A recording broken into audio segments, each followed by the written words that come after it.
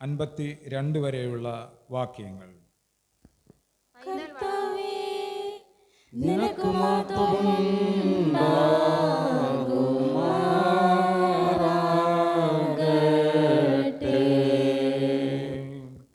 വിശുദ്ധ ലൂക്കോസ് എഴുതിയ സുവിശേഷം 2-ാം അധ്യായം 40 മുതൽ 52 വരെയുള്ള തിരുവചനങ്ങൾ.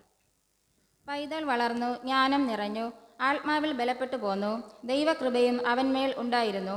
അവൻ്റെ അമ്മയപ്പന്മാർ ആണ്ടുതോറും പെസഹ പെരുന്നാളിന് യെരുശലേമിലേക്ക് പോകും. അവന് 12 വയസ്സായപ്പോൾ അവർ പതിവ് പോലെ പെരുന്നാളിന് പോയി.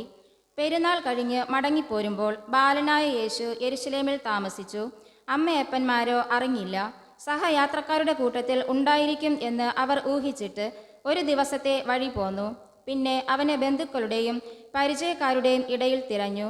കാണാഞ്ഞിട്ട് അവനെ അന്വേഷിച്ചു കൊണ്ട് യെരുശലേമിലേക്ക് മടങ്ങിപ്പോയി. 3 നാൾ കഴിഞ്ഞ ശേഷം അവൻ ദൈവാലയത്തിൽ ഉപദേഷ്ടാക്കന്മാരുടെ നടുവിൽ ഇരിക്കുന്നതും അവരുടെ ഉപദേശം കേൾക്കുകയും അവരോട് ചോദിക്കുകയും ചെയ്യുന്നതും കണ്ടു. അവൻ്റെ വാക്കു കേട്ടവർക്കെല്ലാവർക്കും അവൻ്റെ വിവേകത്തിലും ഉത്തരങ്ങളിലും വിസ്മയം തോന്നി. അവനെ കണ്ടിട്ട് അവർ അതിശയിച്ചു. അമ്മ അവനോട്, മകനെ, ഞങ്ങളോട് ഇങ്ങനെ ചെയ്തത് എന്ത്?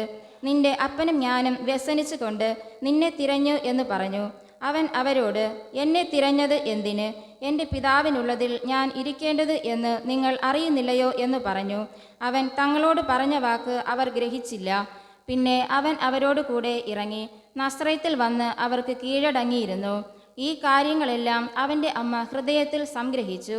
യേശുവോ ജ്ഞാനത്തിലും വളർച്ചയിലും ദൈവത്തിൻ്റെയും മനുഷ്യരുടെയും കൃപയിലും മുതിർന്നു വന്നു. ആമേൻ. ഇവിടെ സുവിശേഷ വേദഭാഗം വായിച്ചു തീർന്നു.